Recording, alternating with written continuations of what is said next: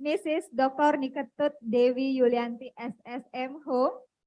The title is Metaphor in the Transcendental Communication between Durga Devi and King Kamsa. Okay, the time is yours.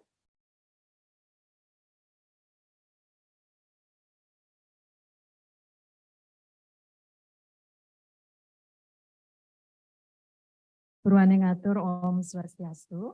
Assalamualaikum warahmatullahi wabarakatuh. Shalom, salam sejahtera untuk kita semua, nama budaya. Thank you very much moderator for the time given to me. Pertama-tama kita aturkan puji syukur kepada Tuhan Yang Maha Esa karena kita bisa berada di ruangan ini dalam keadaan sehat tanpa kekurangan apapun. Okay. As it is instructed by the committee that we should present our paper in English, then I speak English. Even I know very well that actually in every event we need to use Bahasa Indonesia because now the government is still struggling for having Bahasa Indonesia as an international language. Okay, but no problem. I speak English, and then if some of the participants would like to ask me a question in Bahasa Indonesia, I will be very happy to answer the question. All right, so as mentioned by the moderator, my name is Dewi Yulianti. My paper is actually written by me and one of the students of Udayana University. Her name is Gusyayu Jessica Sita Devi, but the committee told me that only one presenter is allowed to give the presentation. And I am from ISI Denpasar, Indonesia Institute of the Art, Institut Seni Indonesia Denpasar. And the title of my paper today is Metaphor in the Transcendental Communication between Durga Dewi and King Kamsa. Okay, next please. Okay, so I would like to start with the introduction that metaphors, maybe all of us can realize that in our life, we often use metaphor. For example, maybe here is Pak Dwi, my friends. Maybe he talks to his wife saying, oh, my wife, you are like the moon. That is the example of using metaphor, right? And then it is also not only in literary works, but it is also used in the daily conversation, as I said just now. And besides, metaphor is also used in the religious texts. And then I use here the Srimad Bhagavatam, one of the religious texts, also contains metaphor in the transcendental communication between Durga Devi and King Kamsa. Next, please. Okay, so the committee also told me to make only 7 slides of the presentation because of the limited time. And I would like to present 2 things here. The first thing is about the types of metaphor used in the transcendental communication between Durga Devi and King Kamsa, and the second one is to find out the moral value of the communication between them. Next. Okay. Well, I think this is not very significant to deliver today. About the method, it is very, technical. And I would like to introduce that the data I use in my presentation or in my paper is taken from the religious text. The title is Srimad Bhagavatam, Canto 10, chapter 4. The title is The Atrocities of King Kamsa. That is actually the title. And then just now, one of the presenters' name is Krishna Basudeva, right? So the name is very interesting. And then that name is one of the story here. Okay, next. I don't want to read the methods, so now let's talk about the synopsis. Okay, well, after Vasudeva bound himself with iron shackles as before, the doors of the prison house closed by the influence of Yogamaya. So Yogamaya here is Durga Devi. Who then began crying as a newborn child. This crying awakened the doorkeepers, who immediately informed Kamsa that a child has been born to Devaki. Upon hearing this news, Kamsa appears with great force in the maternity room, and in spite of Devaki's place that the child deceived The demon forcibly snatched the child from Dewaki's hands and dashed the child against a rock. Unfortunately for Kamsa, however, the newborn child slipped away from his hand, rose above his head, and appeared as the eight-armed form of Durga, then told Kamsa that the enemy he contemplates has taken birth somewhere else. Therefore, his plan to persecute all the babies will prove futile. Futile is useless, right? According to prophecy, the eighth child of Dewaki would kill Kamsa, and therefore, when Kamsa saw that the eighth child was a female and heard that his so-called enemy had taken birth elsewhere, he was struck with wonder. He decided to release Dewaki and Vasudeva, and he admitted before them the wrongness of his atrocities.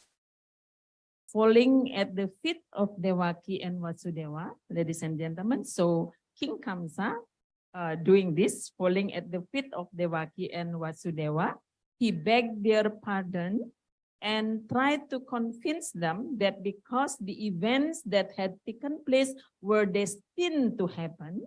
Jadi Kamsa mengatakan ini memang sudah harus terjadi gitu. Jadi dia tidak mau disalahkan.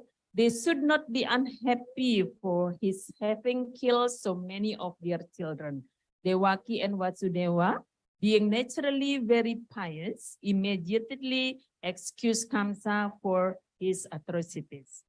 And Kamsa, after seeing that his sister and brother-in-law were very happy at the time, and then he returned to his home. That is the synopsis of the story. I think this is not a new story for Hindus, especially we are in Bali, right? Next. Okay, so finding and discussion. The first finding is the type of metaphor used in the transcendental communication between Durga Devi and King Kamsa are hyperbole, simile, litote, sarcasm, and cynicism.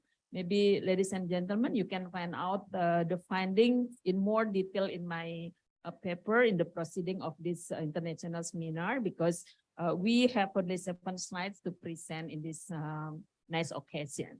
And then second one, the moral value of the communication between Durga Devi and King Kamsa is, well, every soul, all of us needs advice when they are in wrong path. Okay, so all of us, to err is human, to forgive divine. Every soul can make mistake, and it is a wise step to accept advice in order to get improvement in life.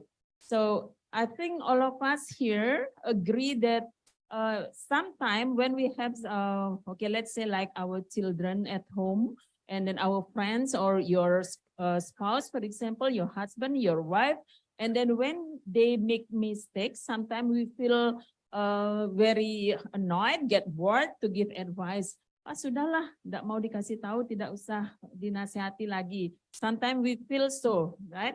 But this text advises us to keep giving advice as we are, as a human being living in this material world.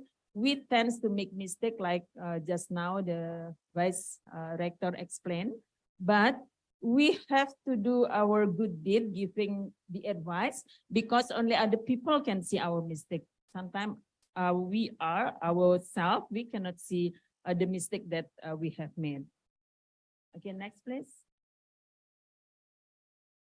Okay, there in my slide, because that is the 7th one, so I would like to ask permission from the committee, from the moderator. I would like to read one example of simile, of the metaphor used in this text.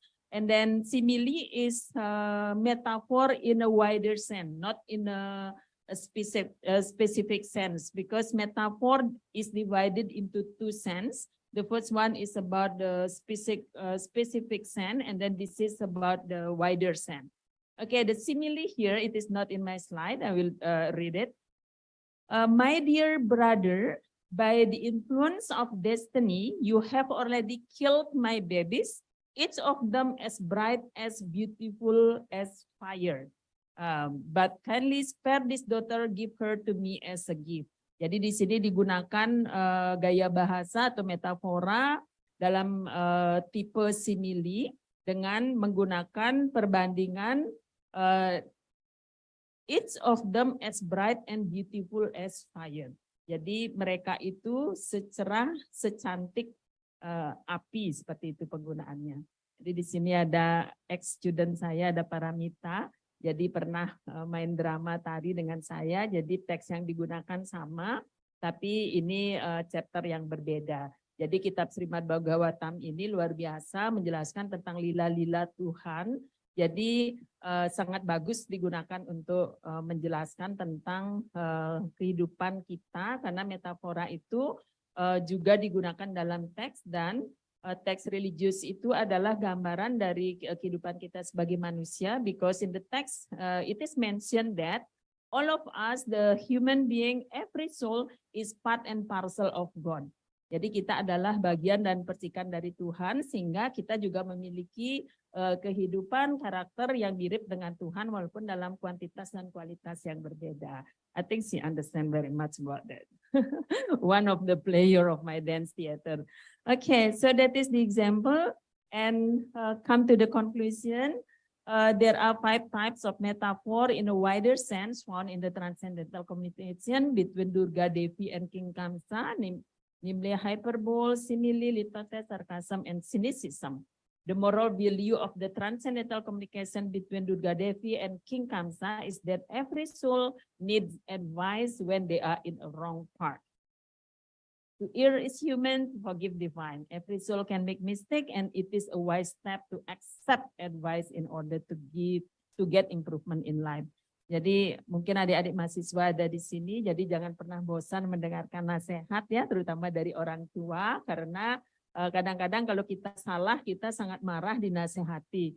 Di kitab Srimad Bhagavatam juga dikatakan, orang yang sedang melakukan kesalahan itu seperti ular berbisa. Diberikan susu pun dia tetap akan berbisa, seperti itu. Kadang-kadang kalau kita dalam berbuat salah, dinasehati, kita akan menjadi semakin marah karena tentunya kita sedang dalam darkness, seperti itu. I think that's all my presentation. Thank you very much for your attention, and then I give time back to the moderator. Thank you, Mrs. Dewi, for presenting such interesting topic. Okay, next Q&A session. Boleh kok pakai bahasa Indonesia kalau ada yang mau. Ada? No question? No question? Pas? Benar? Oke, Ibu Oke. Dia. Silakan Ibu Dia.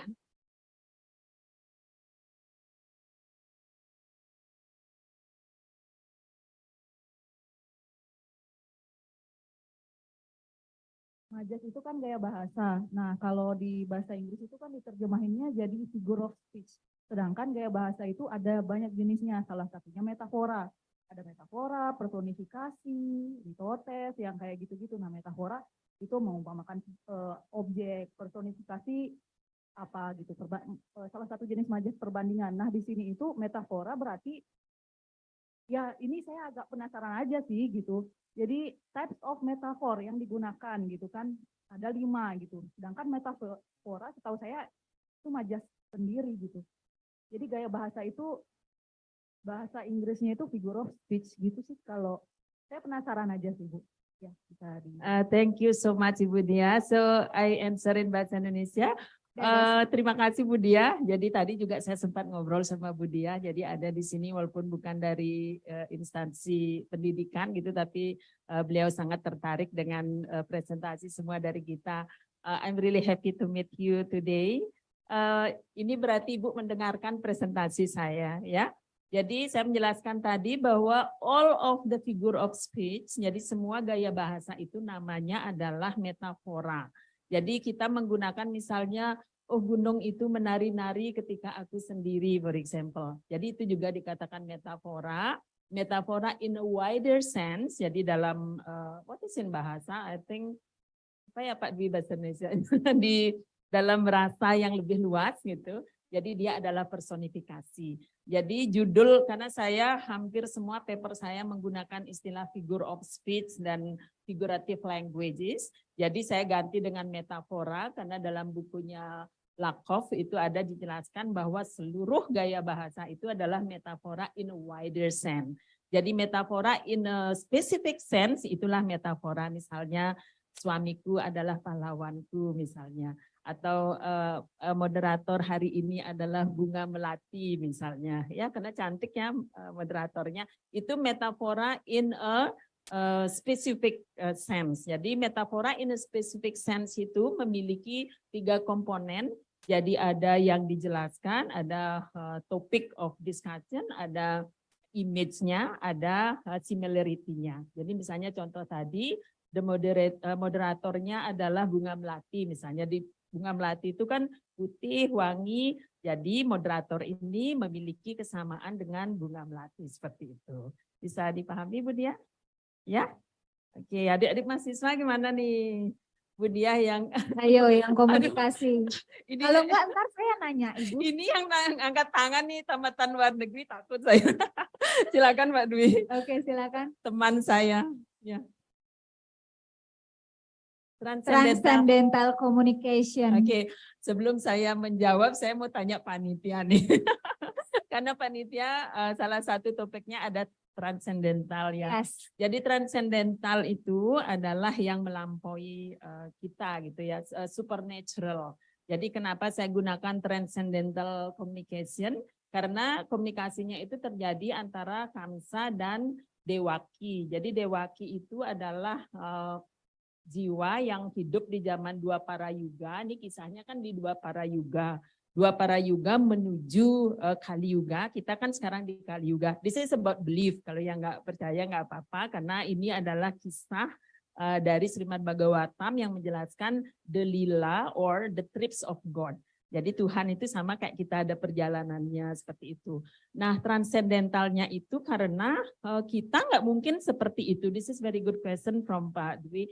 Because kalau kita lagi bersalah terus kita dimarahin, pasti kita marah. Pasti kita nggak suka, like what I said just now. Jadi kayak ular berbisa diberikan susu.